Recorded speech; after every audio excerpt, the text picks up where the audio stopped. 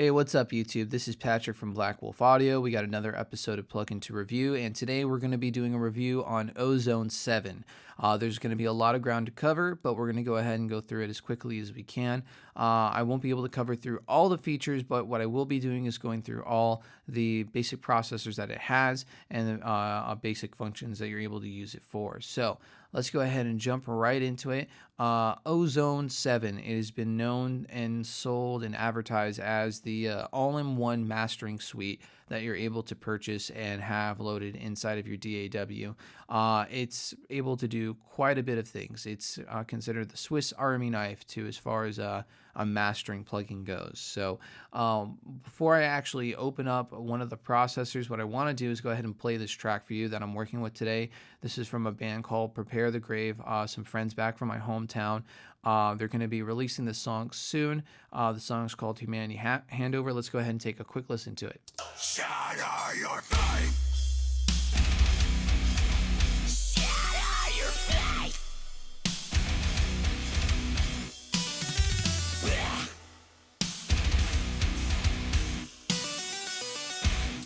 All right, so that's enough, a little bit of a snippet for you guys to be able to get the idea. So definitely more heavier material, but definitely workable for what we're trying to do today.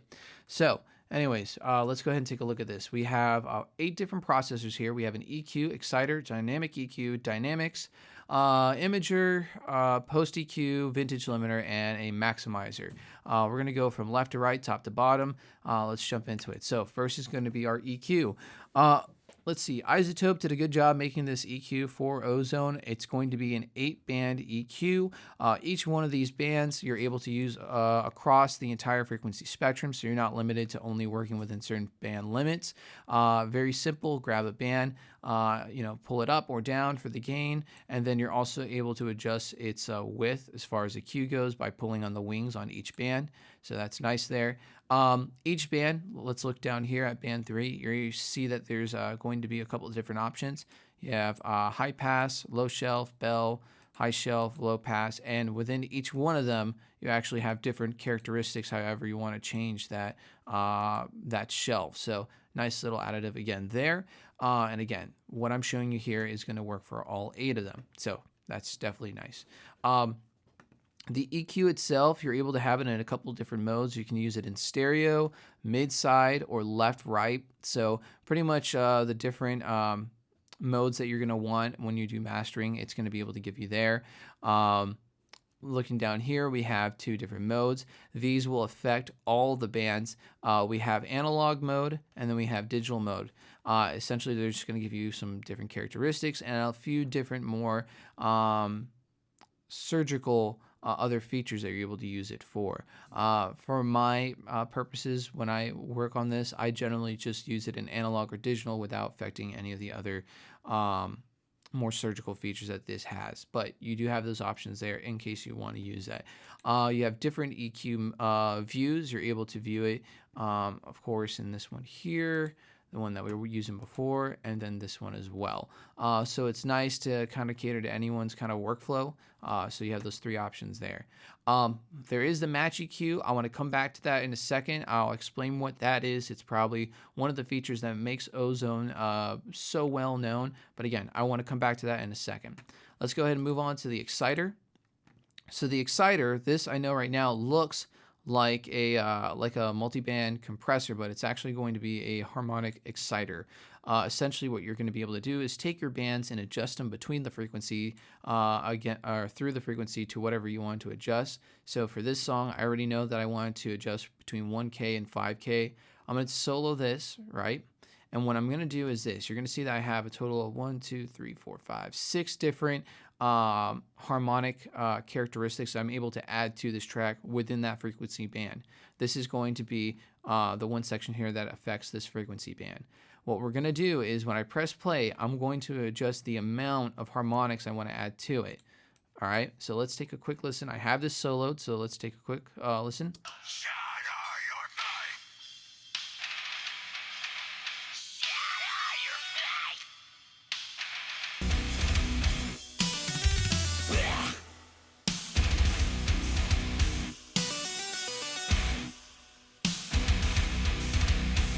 So I don't know if you guys could hear that. It was a bit subtle, but I feel a little bit more thickness is coming into the mix as far as within that frequency spectrum. It adds a little bit of characteristics. Now, the cool thing is now that I have that selected and I have the amount I want, I can actually choose between the different harmonic types to see which one is suitable. So I'm doing this just for one band. Remember, these capabilities are, you're able to use them for all four of them. So however you like to use them. So definitely a nice little feature there. You also have an oversample portion to this as well, which allows you to get a little bit more of a higher quality kind of processing. I believe that it adds a little bit more delay to your mix, but again, if you have delay compensation, you should be good to go. All the features inside of this plugin, you have stereo and mid-side mode, so that's nice. And again, you have the different views. So another cool feature there. Let's go ahead and move on to the next one. Dynamic EQ. Dynamic EQ. I've heard of dynamic EQs, and Ozone is the first dynamic EQ that I've been able to use. If you don't know what it is, I'll generally explain it. So essentially what's going to happen is this. I'm going to go ahead and I'm going to make a really drastic kind of EQ curve here. So at what is this? Approximately 800 hertz. I'm making a huge dip, and this looks like a standard EQ. Shatter your fate. But you can see up here that there's some gain reduction that's happening. So if we look down here, what I'm able to do is it's going to take any of the audio within this frequency band that is coming through and allow me to adjust and put essentially a compressor on it with attack and release to be able to kind of compress and not just EQ, which is a nice, really nice feature to have. Now, I will say this, I'm new to using this dynamic EQ. I will not say that I am the master at using them, so I'm still learning them, but it's still a nice feature that I'm looking to learn. Has an analog digital mode, so again, two kind of different things to adjust the color and the tone of it. Again, the other nice features, you also have these frequency band types, much similar to the other EQ. So think of this as the first EQ that I showed you, but each one of them, again, having a compressor that you're able to add on to it. So mid-side mode, left side mode, and I think that's kind of everything that we need to cover here. Let's go ahead and see what else we got. Dynamics. So this is going to be your standard 4-band multi-band compressor. If you use these before, it's nothing really too crazy different. There's a few different things here as far as the peaks and how you want to adjust its response to the audio, so kind of change the color a little bit.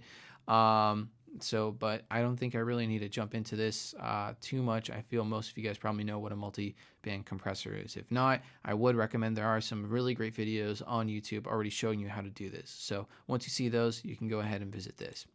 Imager. So this is probably the most abused processor inside of Ozone. And why is because it sounds really good, especially if you're soloing it. But let me go ahead and explain what it is first. So essentially what an imager is going to do is it's going to take your audio and I believe manipulating the phase of it to make it seem in some sections having a more wider mix. So if I go here, I'll go use 1 to 5K again. I don't know if this can sound good or bad, but we just need an audio example to listen to.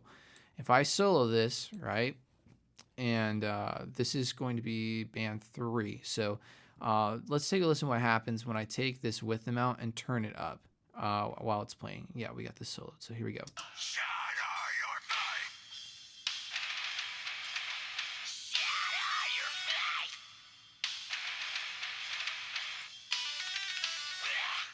So I don't know if you guys can hear that, but as I'm turning this up, the spread of those vocals and like the kind of articulation of the guitars is actually spreading further left and right into the mix, which gives you, again, in theory, a more wider sounding mix. But where the problem is that you kind of smear the image that you're doing when you abuse this too much. So I will recommend to anyone using this on the first time to be able to do two things. First of all, use this sparingly, very, very sparingly. A/B it back and forth, and then once you think you have a really good sounding mix, click the mono button or use any mono plugin that you have to see how your song sounds in mono. You should be doing that anyways, but this is really going to tell you if it's really killing your stuff that's going on the side. So remember, when you put stuff in mono, it tends to be a lot of the stuff that you have on the sides of your mix kind of tend to disappear. So this is a good way of just monitoring how much you are adding to it, and if it's actually being, a good addition to what you're doing, or if it's being counterproductive. So you can use this for 4 bands, much like, again, that exciter and the multiband compressor. You can adjust where you want to add the different stuff. So that's nice there, and different views on several different parts of this. You have this one here, and then you have this here. So when you play, you can see how it affects it differently.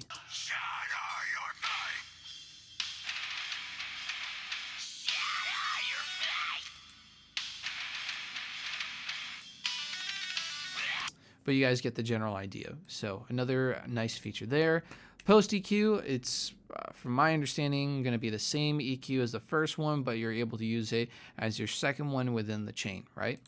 Now we have the vintage limiter. Vintage limiter, I actually really like it. I think it sounds pretty cool. It gives you 3 different modes that you're able to use: analog, tube, and modern. And then it gives you true peak limiting, which I believe this is more if you're running into an analog. Yeah, it says clip. What does it say?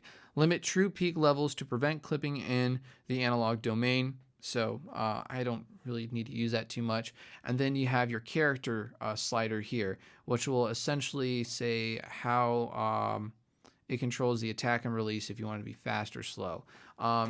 So pretty simple stuff.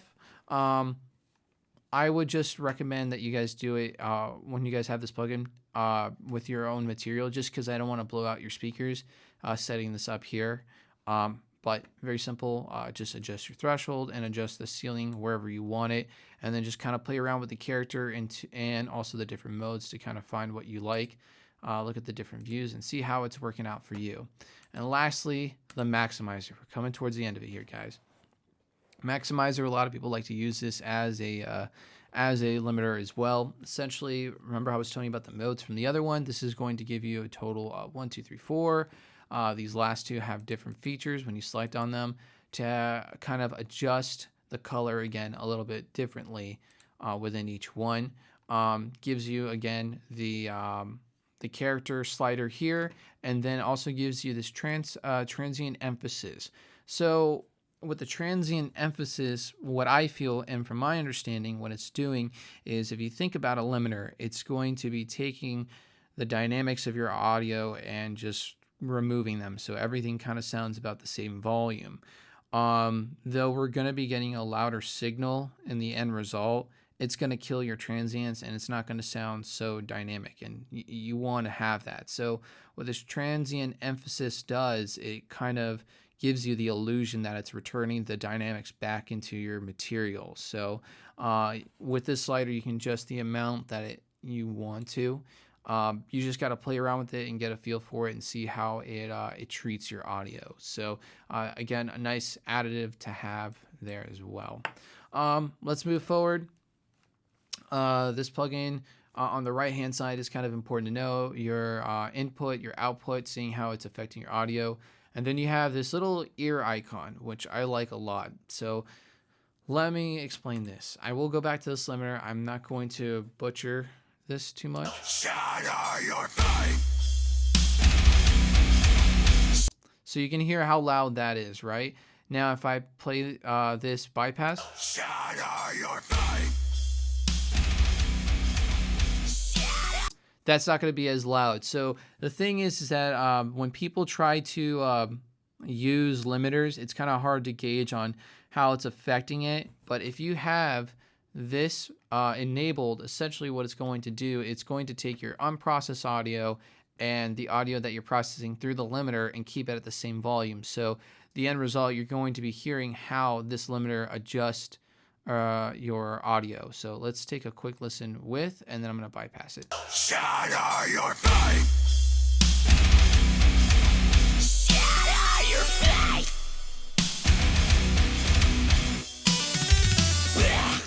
So So you can already hear right there that the limiter is kind of affecting some of the characteristics of the sound, but I wouldn't have been able to identify that so easily if I had to go back and forth between changing the volumes of my original track and then the mastered version. So that saves you a lot of time, makes it very, very easy.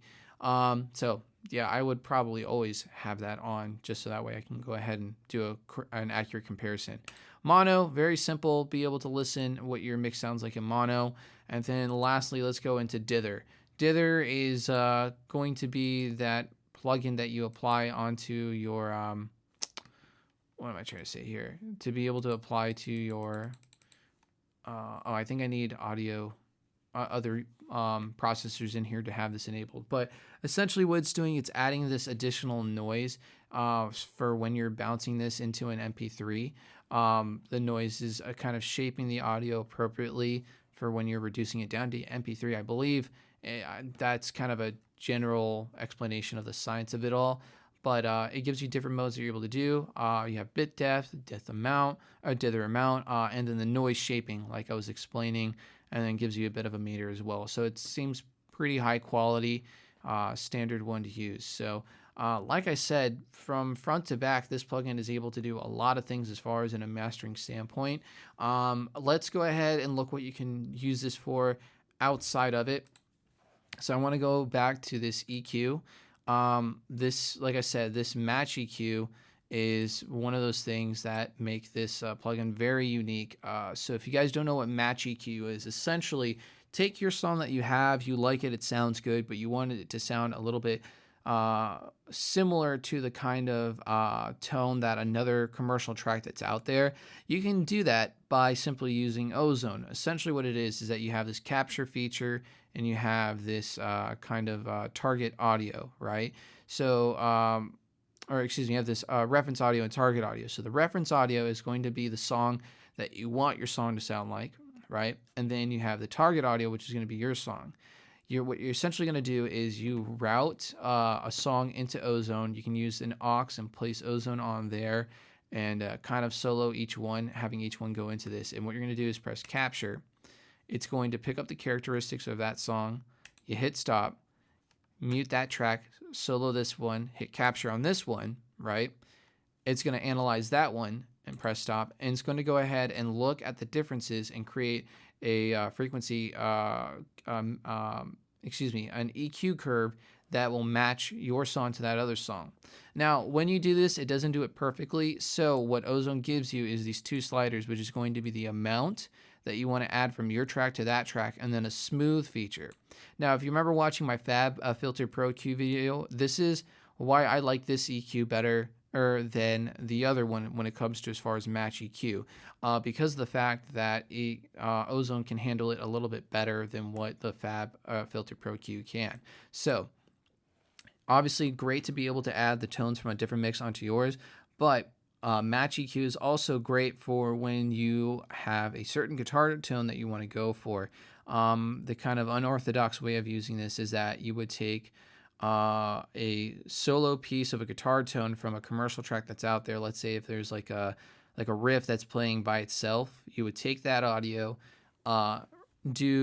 capture its frequency response, then you would record the same thing, but you playing it and you doing it on like an amp sim, but bypassing the cab. So that way all you have is the distorted signal from the head, capture it, and then you would go ahead and put the amount to 100% and smooth down to 0 and slightly adjust accordingly. But in theory, you'd be getting the same exact cab tone response that the other song is giving you. So essentially you'd be copying another band's tone.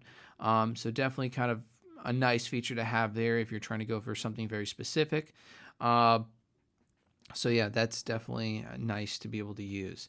So that's the additive feature. Let's talk pros and cons. There's obviously several pros. It can do several different things, all these processors, and you can use them however you want to. The only cons that I have about it, I would say there are really two things. The EQ, as much as I like it, I feel maybe I'm just saying this because I'm spoiled using the FabFilter Pro Q, but it's very difficult sometimes to hear what you're doing in certain parts of the song.